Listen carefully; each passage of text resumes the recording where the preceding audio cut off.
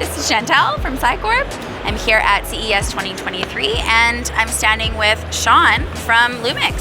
How are ya? I'm doing great. How are you? I'm great. This is an exciting day for Panasonic Lumix. I mean, with this and all of these lenses behind me, I'm like a kid in a candy shop. We all are. So I have some questions, but maybe you can start by telling us a little bit about what you have here. Yeah, so for this CES, we finally released our S5 Mark II. So this is a follow-up and kind of an evolution of our full-frame S series cameras.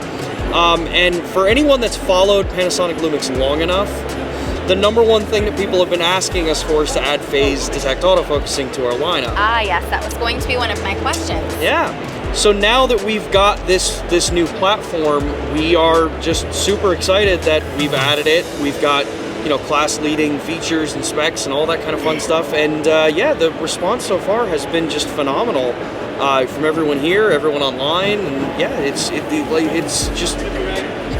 I'm at a loss for words for once because of how excited we are that we have the camera and we finally get to share it with everybody. You know, we've spent the last 10 years refining things like the AI subject recognition and being able to identify what it is that you want to focus on in these cameras.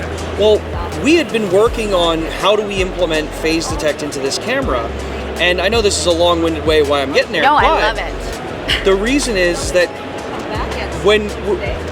as Panasonic Lumix, when we do something, we don't just like kind of do it. We take our time, we do testing, we make sure, you know, how is this? So when we finally got to the point to release it, we are confident that we are a number 1 or number 2 player now. You said that you just released the Mark II. Yes. And but you also have a Mark II X.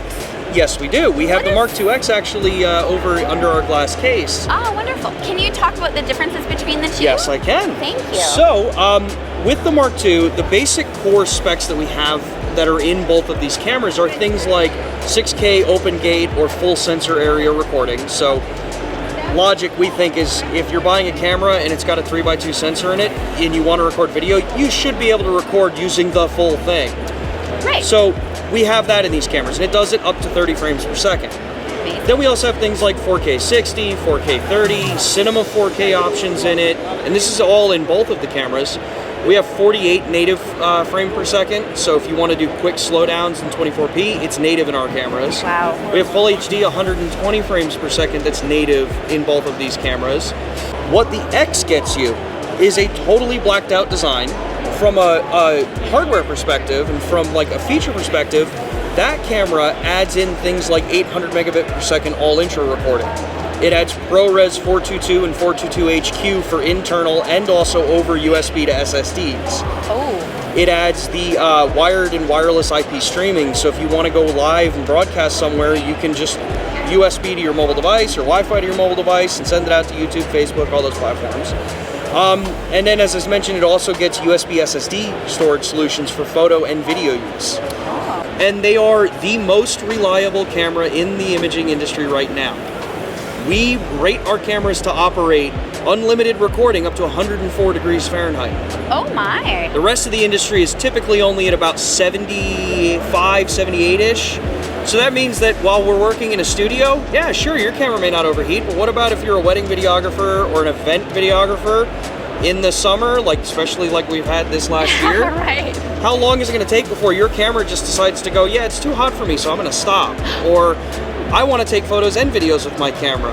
I have to limit how many photos and videos I take with my camera in the mix because I need to make sure video is priority.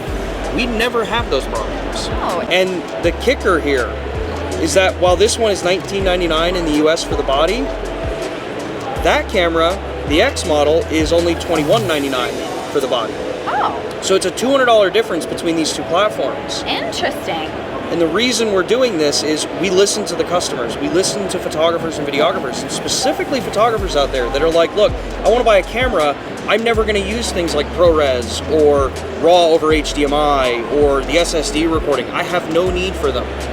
So why should we make them pay for that? It's options. It's really tailored to the user.